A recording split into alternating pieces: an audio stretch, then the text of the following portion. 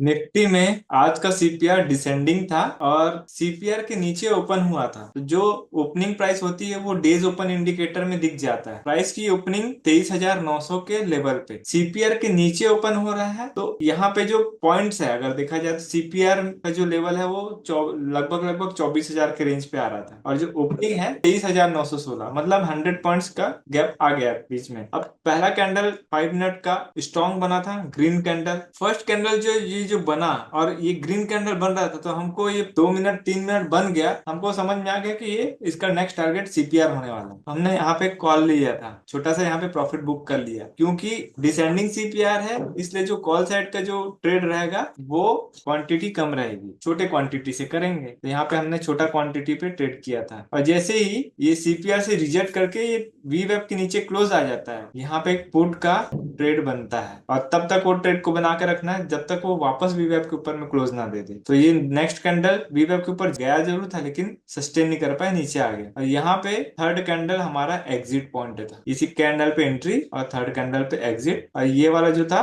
Bonus था, जो इस कैंडल पे थोड़ा रुका वो इसको यहाँ पे प्रॉफिट मिल गया। तो जो पुट में हमने पोजीशन बनाई थी वो हैवी लॉट पे बनाई थी, इसलिए हमको तुरंत तुरंत प्रॉफिट मिल गया, ज्यादा वेट नहीं करना पड़ गया। जब डेज ओपन के ऊपर में सस्टेन कर जाता है और ऊपर में सीपीआर है, तो डिसेंडिंग सीपीआर में सीपीआर रिजेक्शन किया और डेज ओपन एक सपोर्ट किया, तो ये जब जब तक इसके बीच में रहा है तब तक जिगजैग मूवमेंट रहा है। फर्स्ट कैंडल ग्रीन था, इसी वजह से थोड़ा टाइम लगा उसको नीचे आने के लिए। अगर ये डेज ओपन सीपीआर के आसपास होता, थोड़ा करीब होता, तो वो जल्दी नीचे आ जाता। इसने इस जगह पे थोड़ा सा कंसोलिडेशन किया और वीवैप के नीचे 20 MA का प्राइस था, इसलिए ये नीचे की तरफ में ट्रेड ये ज्यादा सक्सेसफुल था। अगर सीपीआर के ऊपर में जाता तो हम स्कैल्पिंग करते, स्कैल्पिंग यानी कि छोटे छोटे ट्रेड लेकर के प्रॉफिट बुक करते, बड़े ट्रेड की तरफ में एकदम से नहीं जाते जब तक वीवैप के ऊपर 20 में ना चला जाए। और यहाँ पे पूरा सिनेरियो वीवैप के नीचे ही था। लेवल्स ज्यादा दूर दूर रहते हैं, जब सीपीआर से आर वन का दूरी और सीपीआर से एस वन का दूरी बहुत ज्यादा है तो हम 50% का टारगेट लेते, 50% टारगेट में हम प्रॉफिट बुक करते हैं। यहाँ पे 50% पे खुद ही डेज ओपन का लाइन आ गया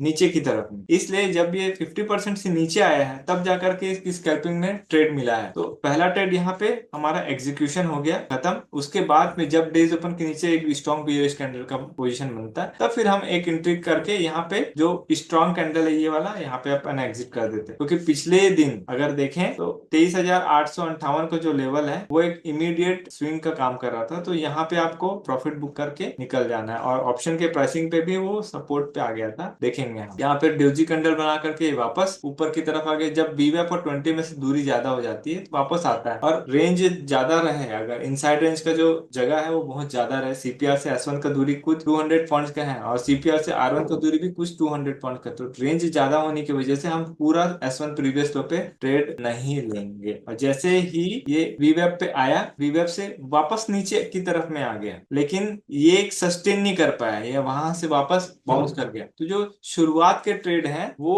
अगर किसी ने ले लिया अच्छे से तो बाद के ट्रेड को अवॉइड करना है। तो जैसे डेज ओपन के नीचे आया, हमको यहाँ पे एक तो प्रॉफिट मिल गया और सीपीआर से नीचे उतरा तो यहाँ पे एक छोटा सा प्रॉफिट मिल गया और फर्स्ट कैंडल पे जो क्विक स्कैल्पिंग किए होंगे कॉल में उनको प्रॉफिट मिल गया। 2-3 बार प्रॉफिट हो गया तो आपको टर्मिनल क्लोज कर देना, बार बार ट्रेड करने के लिए जाएंगे थोड़ा मुश्किल होगा। हालांकि जैसे ही ये वीवेब के ऊपर में एक स्ट्रॉन्ग कैंडल बन जाता है, जब भी वीवेब के ऊपर में एक स्ट्रॉन्ग कैंडल बन जाता है, नेक्स्ट टारगेट क्या हो जाएगा, सीपीआर हो जाएगा। यहाँ पे लगभग 10:25 पे ये इमीडिएट सीपीआर आ रहा था, तो बार बार रिजेक्शन हो रहा था क्योंकि 24,000 का लेवल एक रेजिस्टेंस का लेवल हो जा रहा था। यहाँ पे देखिए 24,000 में बार बार आकर के वापस अटक जा रहा था, नीचे आया, नीचे आने के बाद जब ये एक स्ट्रॉन्ग कैंडल वीवेब को ब्रेक किया तो नेक्स्ट टारगेट इसका वापस से सीपीआर की तरफ हो जाएगा। लेकिन डिसेंडिंग सीपीआर है तो हमको क्विक स्कैल्पिंग करना है जब तक वो वीवेब के ऊपर में 20 MA ना आ जाए तब तक। और जैसे ही वीवेब के ऊपर 20 MA की क्रॉसिंग हो गई और सीपीआर के ऊपर में एक बुलिश कैंडल स्ट्रॉन्ग बन गया जिसमें अपर वीक ना हो, यहाँ पे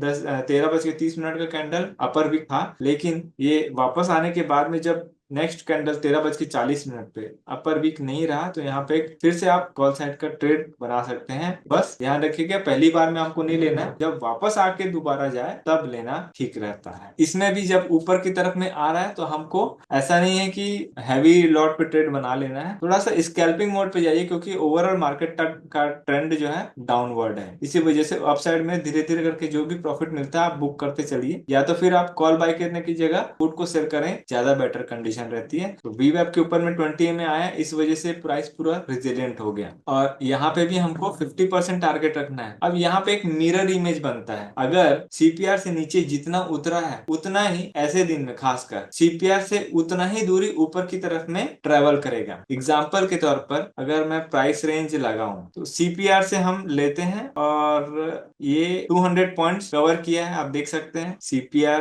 के पिवोट लाइन से अगर नीचे की तरफ में जाए तो 200 पॉइंट्स कवर किया है। अब सेम इसको ले जाते हैं हम ऊपर की तरफ में ले जा ले, तो ये मिरर इमेज जो है ना, अगर ऊपर भी जाएगा तो पूरा R1 तक नहीं जाएगा, एक ये 200 पॉइंट्स तक जाने के बाद में रुक जाएगा। तो यहाँ पे लगभग लगभग 200 पॉइंट्स कवर करके ये अपना टारगेट अचीव कर लिया, उसके बाद फिर प्राइस शांत हो गया। तो जब भी ऐसा कंडीशन आता है ना, एक मिरर इमेज बनता है, वो आपको पता होना चाहिए। अब हम ऑप्शन की प्राइसिंग पे आ जाते हैं। ऑप्शन की प्राइसिंग में आप देख सकते हैं जो कॉल और पुट का है, कॉल डिसेंडिंग में है, पुट असेंडिंग में है, तो प्राइस सेक्शन तो ठीक रहने वाला है, लेकिन लेवल दूर दूर है। R1 सीपीआर से R1 की दूरी कॉल में और सीपीआर से S1 की दूरी यहाँ पे भी बहुत ज्यादा है, और पुट में तो बहुत ही ज्यादा है। पुट में सीपीआर से R1 का दूरी और सीपीआर से S1 का दूरी बहुत ही ज्यादा है। तो हम क्या करते हैं, 50% टारगेट लेते हैं। अगर पुट में जाएंगे तो देखिए 50% से रिजेक्शन मारा है, और कॉल में सीपीआर से नीचे उतरा है तो ये S1 प्रीवियस लो आया है। जब S1 प्रीवियस लो नीचे की तरफ में आया तो ये थोड़ा जिगजैग मैनर पे आया, और जब यहाँ पे सीपीआर से नीचे था तो इस जगह पे पुट में भी थोड़ा सा जिगजैग मोमेंटम रहा है, क्योंकि लेवल्स बहुत ज्यादा दूर है। प्राइस रेजिलेंट होने के लिए थोड़ा टाइम लगता है। मार्केट की ओपनिंग कहाँ पे हुई थी, लगभग जहाँ पे हमारा इंडेक्स की प्राइसिंग पे डेज ओपन की लाइन जहाँ पे थी वहां से स्ट्रॉन्ग कैंडल बन गया, इसी वजह से यहाँ पे थोड़ा जिगजैग। ऑप्शन की प्राइसिंग पे अगर हम देखें तो सीपीआर से नीचे उतरा है डिसेंडिंग सीपीआर में, तो कहाँ जाना है, उसको S1 प्रीवियस लो जाना है, तो 50% आया, आप यहाँ पे प्रॉफिट बुक कर लीजिए। उसके बाद जब उसके नीचे आ रहा है तो फिर देखेंगे कि क्या करना है। जैसे ये S1 प्रीवियस लो के पास में आया, देखिए पुट साइड में उसी जगह से वापस रिजेक्ट कर गया। तो अगर कॉल बोल रहा है कि सपोर्ट पे आ गया है तो आप पुट से एग्जिट ले सकते हैं। और पुट में भी सीपीआर के ऊपर में प्राइस का रिजिलियंट मोमेंट हुआ और एक स्ट्रॉन्ग कैंडल बना 11:23 पे, यहाँ पे अप साइड का ट्रेड बन गया था। और टारगेट क्या होना है आप देख लीजिए, जहां पे कॉल साइड में S1 प्रीवियस लो आ गया वहां पर से पुट में एग्जिट हो गया, या तो फिर आप इसका 50% टारगेट ले लीजिए। सीपीआर से R1 पूरा पूरा तो जाएगा नहीं। जैसे ही ये वीवैप से नीचे उतर गया या सीपीआर से ऊपर नीचे उतर गया, नीचे की तरफ में ट्रेड ले लेना है। स्कैल्पिंग मोड पे आप या तो सेल कर दीजिए, या तो फिर कॉल में आप देख लीजिए कि एक बुलिश कैंडल बन रहा है कि नहीं बन रहा है। बुलिश कैंडल जैसे ही बनता है आपको अपसाइड का ट्रेड लेंगे। तो जैसे वीवैप से ऊपर गया स्ट्रॉन्ग बुल कैंडल बना, तो थोड़ा सा टेस्ट करने के बाद में जब ये स्ट्रॉन्ग कैंडल बन जाता है 13:26 पे, यहाँ से इंटर करके आप सीपीआर का टारगेट ले लेंगे। पुट कंफर्म करना चाहिए उस केस में। निफ्टी में नेक्स्ट जो सीपीआर है वो वाइडर सीपीआर है। प्राइस कहाँ पे क्लोज हुआ है, सीपीआर के ऊपर क्लोज हुआ है। तो अगर सीपीआर से ऊपर उठता है तो R1 प्रीवियस हाई जाएगा। सीपीआर एक इमीडिएट सपोर्ट का काम करेगा क्योंकि असेंडिंग सीपीआर है। तो सीपीआर का जो पिवोट लाइन है वो मेन लाइन होगा। अगर पिवोट से ऊपर में स्टार्ट हो गया या ओपनिंग हो जाती है तो हमको R1 प्रीवियस डे हाई का टारगेट मिलेगा। और R1 प्रीवियस डे हाई पे खुलता है और पहला ही कैंडल वीवैप को तोड़ करके रेड कैंडल बन जाता है, तो सीपीआर पे आने की कोशिश करेगा। तो इसी तरीके से एक रेंज बाउंड रहेगा कल का मार्केट। और अगर R1 प्रीवियस डे हाई को स्ट्रॉन्ग कैंडल से ब्रेक कर दे तो R2 लेवल बहुत पास है, तो हो सकता है अचीव हो जाए, लेकिन फिर भी ऊपर साइड में जाएगा, R2 के पास में जाएगा, लेकिन R2 से फिर से वापस रिजेक्ट करके वापस उसको सीपीआर पे आना है, वो आ जाएगा। तो इस तरीके से कल का प्राइस का मोमेंटम रहेगा। हम इसको 1 घंटे के टाइम फ्रेम पे वेरीफाई कर लेते हैं। आप देखिए 1 घंटे के टाइम फ्रेम पे ये वीवैप और 20 दोनों पर आ गए, लेकिन अभी वीवैप का क्रॉसओवर नहीं हुआ 20 से, तो अभी भी एक तरह का डाउन डाउन ही है मार्केट। और डिसेंडिंग सीपीआर में सीपीआर के नीचे बन रहा है अभी, तो हो सकता है सीपीआर तक वापस जाए। तो सीपीआर का लेवल आ रहा है 24,318 का, और सपोर्ट कहाँ आ रहा है 24,134 का। तो इसको मैं मार्क कर लेता हूँ, 5 मिनट के टाइम फ्रेम पे आ जाते हैं। देखिए सिंपल सीपीआर के ऊपर बुलिश कैंडल बनता है, हमको R1 प्रीवियस हाई का टारगेट मिल जाएगा। तो इस तरीके से प्राइस का मूवमेंट रहेगा। और इसके ऊपर में गया तो हो सकता है R2 लेवल मिल जाए, लेकिन उसके लिए एकदम स्ट्रॉन्ग कैंडल चाहिए तब मिलेगा। और R2 के ऊपर में ज्यादा टिकेगा नहीं, ये वापस पलट के आ जाएगा। तो अगर प्राइस ओपन होता है ऊपर की तरफ में तो नीचे की तरफ में बहुत अच्छा मूवमेंट मिलेगा, क्योंकि 1 घंटे में भी डिसेंडिंग है। ये पहला रीजन। वाइडर सीपीआर और रेंज बाउंड रहेगा, ज्यादा हमको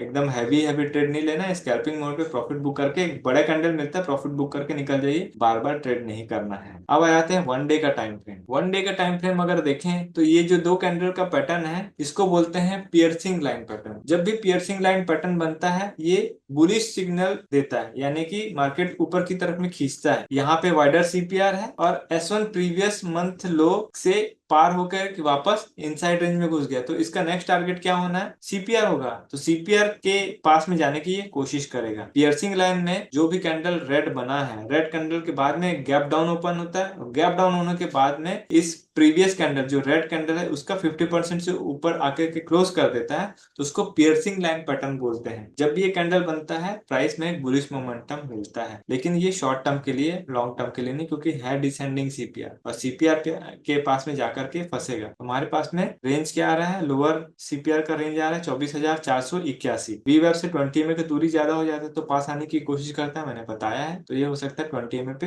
वापस आने की कोशिश करे। फ्रेंड्स, अगर आपको हमारा कोर्स फ्री में चाहिए तो नीचे दिए हुए डिस्क्रिप्शन में जो हमारा डीमैट अकाउंट का लिंक है उससे आप अकाउंट ओपन कर सकते हैं और नीचे दिए हुए व्हाट्सएप नंबर पर शेयर कर सकते हैं। इससे आपको हमारा कोर्स फ्री में मिल जाएगा और जो हमारा पर्सनल व्हाट्सएप ग्रुप है उसमें भी ऐड कर दिया जाएगा, ताकि आपका जो भी क्वेरी क्वेश्चन डाउट है उसे आप पूछ सकते हो और सही समय पे सॉल्व करा सकते हो। अगर आपको हमारा कंटेंट अच्छा लगा तो वीडियो को लाइक ज़रूर कीजिए और चैनल में नए हैं तो चैनल को सब्सक्राइब कर लीजिए। For advance learning join our master class, link in the description below.